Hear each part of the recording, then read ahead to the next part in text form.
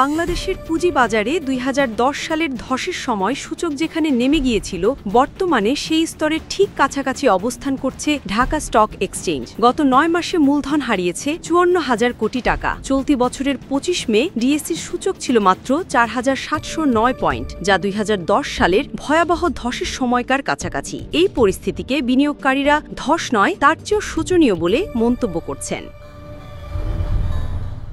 ১৯৯৬ ও ২০১০ সালে বাংলাদেশের পুঁজিবাজারে বড় দুইটি ধস ঘটে। প্রথম ধস ছিল পরিকল্পিত কারসাজির ফসল। দ্বিতীয় ধসে প্রভাবশালী গোষ্ঠীর পাম্প অ্যান্ড ডাম্প কৌশলে ক্ষতিগ্রস্ত হন লাখো বিনিয়োগকারী। উভয় ধসেই বাজারে প্রচুর তারল্য তৈরি করে সাধারণ মানুষকে ঠকানো হয়। তৎকালীন সরকারগুলো তদন্ত কমিটি গঠন করলেও কার্যকর ফল আসেনি।